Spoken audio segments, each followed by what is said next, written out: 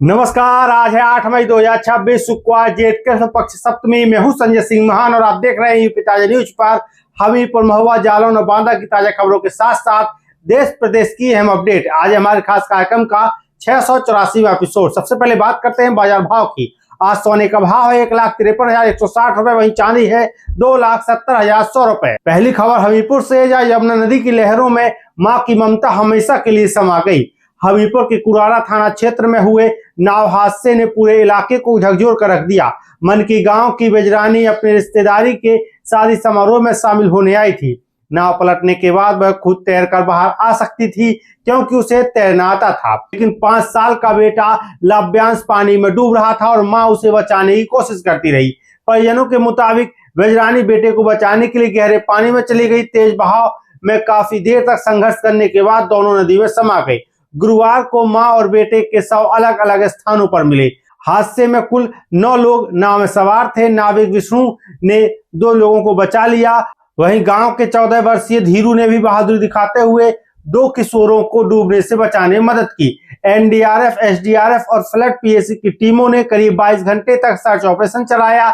ग्रामीणों का कहना है कि अगर समय से मदद मिलती तो शायद जिंदगियां बच सकती थी। खबर ललितपुर से, जहां ललितपुर के तालबेहट क्षेत्र में नहर में नहाते समय 3 भाइयों की डूबने से मौत हो गई। घटना हर्षपुर गांव की है। मध्य प्रदेश के अशोकनगर जिले के धर्मेंद्र और मिथुन अपने मामा के यहाँ शादी समारोह में आए थे। कार्यक्रम के बाद अपने रिश्तेदार धीरज और बहनोई जगदीश के साथ नहर में नहाने पहुंच गए। बताया जा रहा है कि एक युवक डूबने लगा, जिसे बचाने के लिए बाकी लोग भी पानी में कूद गए, लेकिन देखते ही देखते तीनों गहरे पानी में समा गए। बहनोई जगदीश को किसी तरह बाहर निकाल लिया गया, लेकिन उसकी हालत गंभीर बनी हुई है। घटना के बाद पूरे गांव में मातम पसरा हुआ है। प्रशासन और राजस्व अधिकारियों ने मौके पर पहुंचकर हालात का जायजा लिया। खबर हमीरपुर से है, जहां हमीरपुर के राठ थाना क्षेत्र में गुरुवार की शाम बारात पर दबंगों ने हमला कर दिया। घटना वसेला बस स्टैंड के पास की है। बताया जा रहा है कि दूल्हा बारात लेकर जा रहा था, तभी पहले से घात लगाए बैठे करीब 9 दबंगों ने कार को घेर लिया। कार में तोड़फोड़ की गई।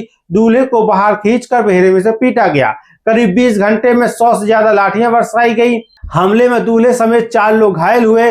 घटना का वीडियो भी सामने आया है। सूचना मिलते ही पुलिस मौके पर पहुंची और घायलों को अस्पताल में भर्ती कराया। इलाज के बाद रात 9 बजे दूल्हा बारात लेकर बांदा रवाना हो गया। खबर बांदा से है, जहां बांदा में व्यापारी के इकलौते बेटे के अपहरण से हड़कंप मच गया। घटना कस्बे की कोतवाली से कुछ दूरी की है। व्यापारी अनिल कुमार का बेटा हर्षित कक्षा 4 का छात्र है। गुरुवार की दोपहर स्कूल से छुट्टी होने के बाद वह घर लौट रहा था, लेकिन रास्ते से ही लापता हो गया। परिजनों ने काफी तलाश की, लेकिन कोई जानकारी नहीं मिली। इसके बाद पुलिस को सूचना दी गई। पुलिस ने अपहरण का केस दर्ज कर लिया है। शुरुआती जांच में किसी परिचित व्यक्ति की भूमिका सामने आने की बात कही जा रही है। बच्चे की तलाश में पुलिस ने भी 4 टीमें लगाई हैं। मासूम हर्षित परिवार की इकलौती संतान है। माता पिता का रो रो कर बुरा हाल है। खबर लखनऊ से है, जहां उत्तर प्रदेश पुलिस भर्ती एवं प्रोन्नति बोर्ड ने उप निरीक्षक भर्ती परीक्षा 2025 का रिजल्ट जारी कर दिया है। 4543 पदों के लिए हुई इस भर्ती परीक्षा में 15,75,000 से ज्यादा अभ्यर्थियों ने आवेदन किया था। इनमें से 12,333 उम्मीदवार अगले चरण के लिए सफल घोषित किए गए हैं।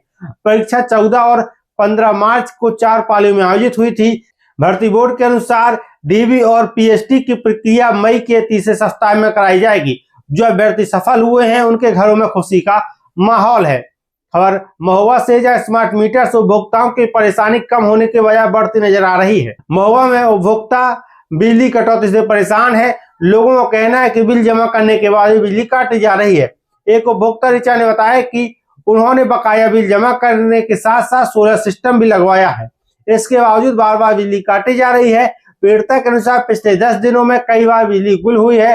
विभाग की ओर से सोलर सिस्टम में कम बिजली बनने की बात कही जा रही है। ऊर्जा मंत्री द्वारा प्रीपेड मीटर व्यवस्था खत्म करने के आदेश के बाद लोगों को राहत की उम्मीद थी, लेकिन हालात अब भी जस के तस बने हुए हैं।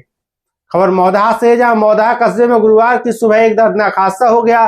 कोतवाली परिसर के पास एक मकान की दीवार गिरने से 75 वर्षीय रामकली मलबे में दब गई। आसपास मौजूद लोगों और सफाई कर्मियों ने काफी मशक्कत के बाद उन्हें बाहर निकाला, अस्पताल पहुंचाया, लेकिन डॉक्टरों ने मृत घोषित कर दिया। रामकली की कोई संतान नहीं थी। वह सब्जी बेचकर अपना जीवन यापन करती थी। घटना के बाद पूरे इलाके में शोक का माहौल है। खबर राष्ट्र से है, जहां राष्ट्र में उत्तर प्रदेश उद्योग व्यापार मंडल और राज्य कर विभाग की ओर से जागरूकता शिविर आयोजित किया गया। डिप्टी कमिश्नर कृष्ण प्रकाश सिंह ने बताया कि सरकार द्वारा स्वगणना और मकान सूचीकरण का कार्य शुरू किया गया है। नागरिक पोर्टल पर जाकर खुद जानकारी भर सकते हैं। कार्यक्रम में व्यापार मंडल के पदाधिकारियों ने ज्यादा से ज्यादा लोगों से इस अभियान में भाग लेने की अपील की। साथ ही व्यापारियों ने पूर्व सांसद पंडित श्याम बिहारी मिश्रा के जन्मदिन पर राहगीरों को शरबत वितरित किया।